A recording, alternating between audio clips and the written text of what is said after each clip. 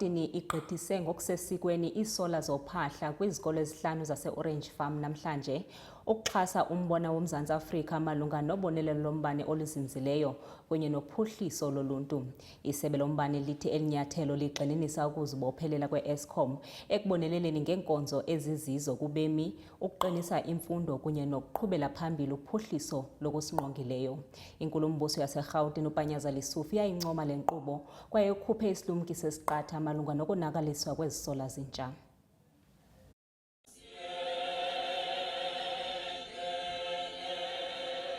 Kube usuku olugcwele injabulo nentokozo njengoba inkampani ephehla ugesi kulelo kungu-Eskom enikelela izikole ezinhlanu endaweni yase-Orange Farm ngama-solar panel. uMr Zimu omele ungqongqoshe kagesi kwelakuleli ubesehluba indlu ekhasini ngenhloso nqangi yalolu hlelo. We are here because we want to use the sun, harness the sun to create energy that will help our kids to be at school every day, study at night at school, the light would be on. It's important that we do these projects in all the schools. The minister has asked us to ensure that all the schools have got alternative energy that cannot be stolen, that cannot be breached, and it's theirs. So the solar system that has been installed here has got inverters, it's got batteries, an extra battery supply as a backup to ensure that the whole system of the school works on this alternative energy. It's green.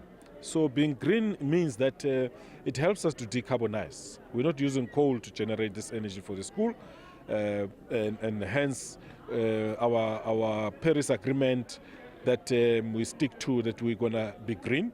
And there's many ways of starting to be green. Lolu uchungechunge lomcimbi belihanjelwe na undunankulu waseGauteng okuPanyaza Lesufi obesedlulisa amazwi okubonga kwa-Eskom wakhuza isihlava sokwebiwa kwengqalasizinda. The 7.4 million rands that been invested here will be protected because you don't want private companies come here to assist us only to find someone who will stand up on top of the roof and then vandalize, steal and cause problems for us. So I'm crossing my fingers that the community will understand the importance of this investment. Undunankulu uphinde wakhuthaza ubuxhakaxhaka besimanje manje kwimfundo yaseNingizimu Afrika, wakhuthaza abafundi ukuthi bazikhandle esifundweni zabo. Kanti ezindabeni zeSoweto TV, nginguNobuhle wakwaNdlovu ngibika ngise-Orange.